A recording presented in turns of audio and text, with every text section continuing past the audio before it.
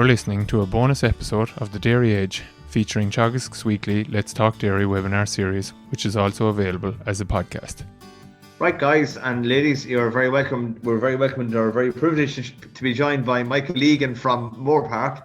Mike's a researcher down there. I know Mike, we're going back for quite a few years now. And his main claim to fame, lads, is he's moved to Laois. That's all we'd say. So he's come to the right claim to fame, George, though, is it? he's a Roscommon refugee.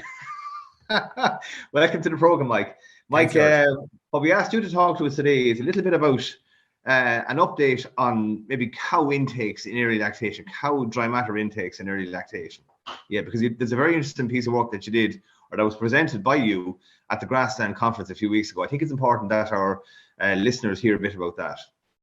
Yeah, so thanks, George, and you're not a bad substitute for Emma Louise either, but our Stuart. But yeah, look, so thanks very much. Yeah, so just in terms of what we actually measured, so there has been a lot of talk on cow intakes, and most of the cow intake figures, particularly in early lactation, in terms of a lot of the intake figures we have are from kind of later on in the spring and mid-season, and they're measured dry matter intakes from Moorpark. But there hasn't actually been measured dry matter intakes done very early on in spring previously, and all of the previous work would have been on predicted energy intake based on body weight, maintenance figures, and milk production. And then you get an energy predicted intake, and you can correct that out then for dry matter intake.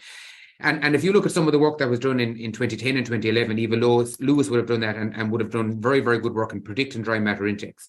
But we want to actually look at what was, if you measure, what do you do? So we set up a study and we've ran it over 3 years in 2020, 21 and 2022. So it's not going on this year, it finished last year. And as soon as a cow calved, 3 to 4 days after calving, we started measuring actual dry matter intake of those cows over a period. So there was 80 cows in each year. So we have over 200 records from individual cows over the 3 year periods. And we've measured across the entire year, but we really focused on that first 10 to 12 weeks of intakes. We've measured those intakes for the first 10 to 12 weeks on those individual cows.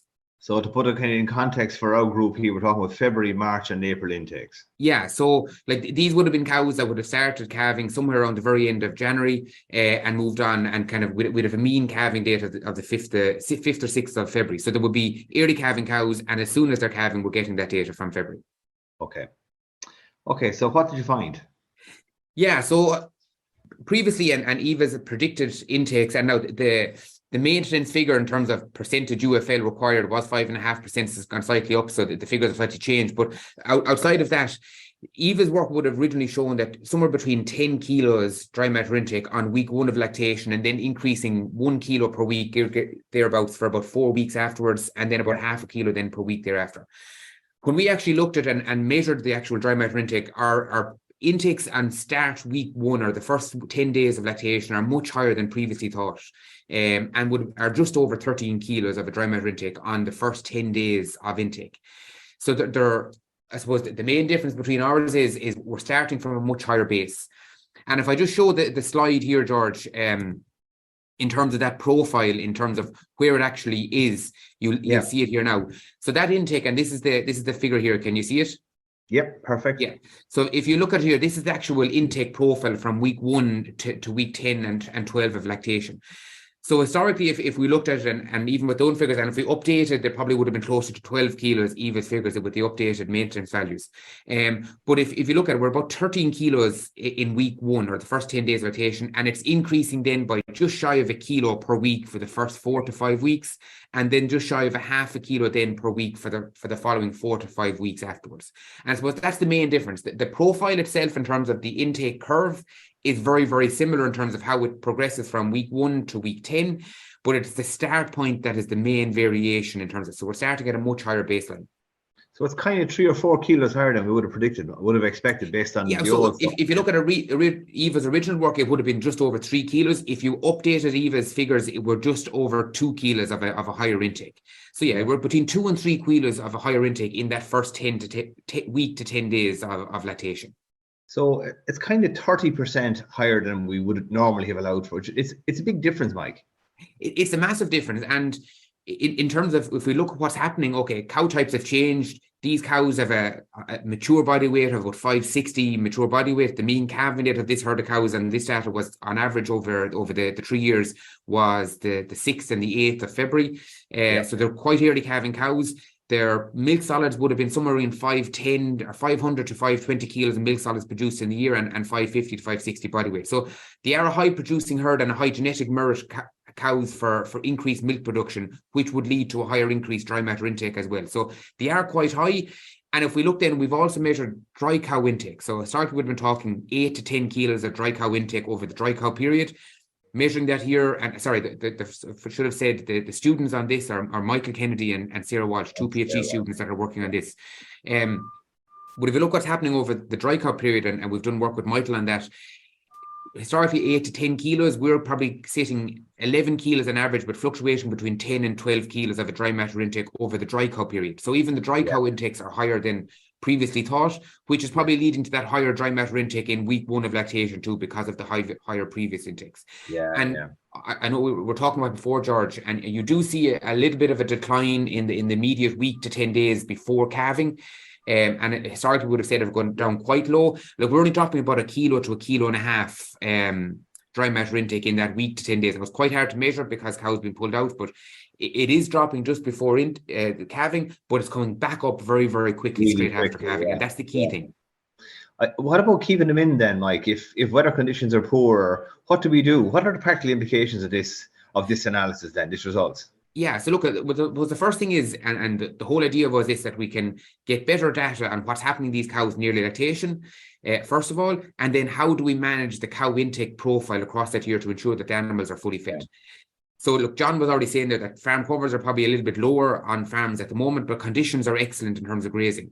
So I suppose in terms of the practical implications, number one, I think if you're doing feed budgets or fodder budgets on pasture base, this is going to make a big difference in terms of your grass supply on farm and the feed budget required to meet herd intakes. I suppose that's the biggest change that's going to happen. So if we were historically talking about a 2 kilo lower intake per week at start point, like we're now 2 to 2.5 kilos higher on average over the entire early lactation. So that's going to have a big intake on actual demand, number one, and on your feed budgets, predicting your feed budgets as well.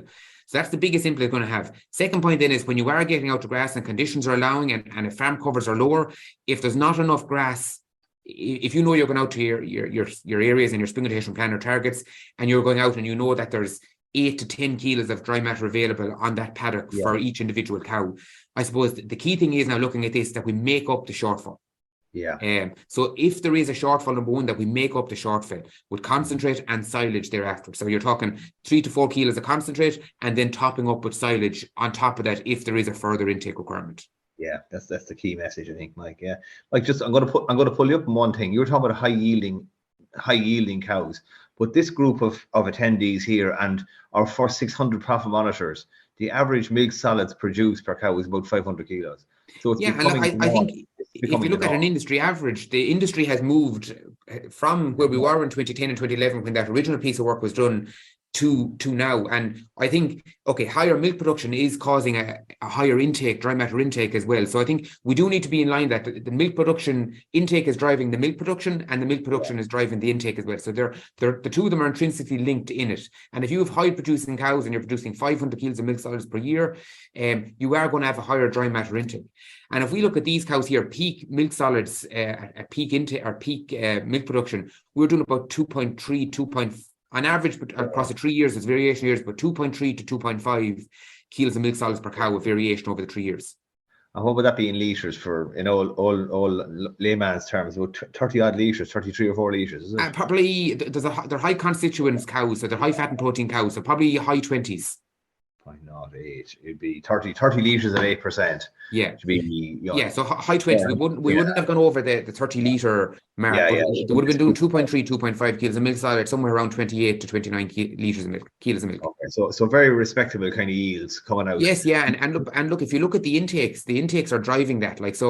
Like we fed on average over the entire study of this over the first 12 weeks and then thereafterwards an average of just under 2.5 kilos of concentrate per cow, and the remainder was made up then of grass and silage where required. So like it wasn't if there were very high concentrate going into these animals, it was driven by grass. And this is the total dry matter intake, grass and concentrate. So like when they were peaking at 19 kilos of dry matter intake, or just over 19 kilos, there was 2.5 kilos of that concentrate, and the remainder then 16 to 17 kilos was coming from grazed grass.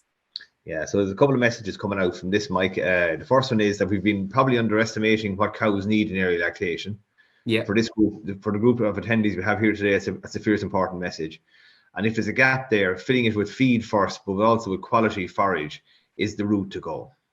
Yeah, so I think, look, at grass is going to be king. And when there's other parts of this study as well that I'm not going to present today, but like we did have treatments that we had 30% of the diet made up of grass silage, because we manipulated to have a lower opening farm cover. And when we did have grass silage in the diet, it did hit intakes. So they did have about, on average, 0.8 of a lower dry matter intake on average over the spring period, which is on a whole, it doesn't sound like a whole lot, but nearly a kilo of a lower dry matter intake is significant in terms of cow intake period, particularly in early lactation. So that if you're increasing the proportion of silage, it is actually reducing the intake because it's the higher fiber and longer digestion in it. But more importantly, then long term, it's actually hitting the milk production and milk protein percent on those cows as well. So like I think this has to be driven from grazed grass, high quality grazed grass. You're making up 3 to 4 kilos of concentrate then, and then if there's still a deficit, you're putting in silage, and the best quality silage that you have as well. Okay, listen, guys, has anyone any questions that they'd like to ask Mike at this stage? Because if they have, we're going to wrap it here. I think it's a very important message there, Mike, for our group of farmers here this morning. Yeah, look, I think the key thing here is our start point. Where we're starting from a higher base than we originally thought. So we're about 2 to 3 kilos higher dry matter intake on wheat in the first 10 days of lactation. The profile itself in terms of when they're peaking is not changing. We're not peaking any earlier or any later in terms of peak intake, but we're peaking at a higher base as well. So the profile is very, very similar, but it's just always higher than what we originally would have thought. So I think that's the key thing. So allocate your cows enough grass and make up the difference then there afterwards. And when we are hitting peak intakes, we're just over 19 kilos of a peak intake. And sorry, one thing I should have said, George, there was 25% heifers in this group of cows. Right. So there was a 25% replacement rate each year on this group of cows. So if it was solely cows, mature cattle, you'd be talking of intakes there probably 14 or 14 and a half at the start. Probably not 14 and a half, or probably closer to 14 in week 1. So there was 25% heifers that were just over 10 kilos, 10 and a half kilos of dry matter intake in week 1, and cows then of between 14 to 14 and a half. So like if look, that's not going to happen, but if you have all cows on it, you are going to have a slightly higher intake, but on a 20-25% replacement rate, this is what that profile is looking for at the group of cows that we had. Okay, listen, that's a very important message there for the group, Mike, here today, and thank you very much for sharing that bit of research with us. Okay, if there's no questions, ladies and gentlemen, we're going to call it a day at that, and safe farming, and mind yourselves in the week ahead. Okay, thank you very much. Thanks, Mike. That's all for this week's bonus episode from the Let's Talk Dairy webinar series, and don't forget to look out for more bonus episodes each week. I'll be back with the usual Dairy Age podcast on Monday, so do listen in then. I'm Stuart Childs, and thanks for listening.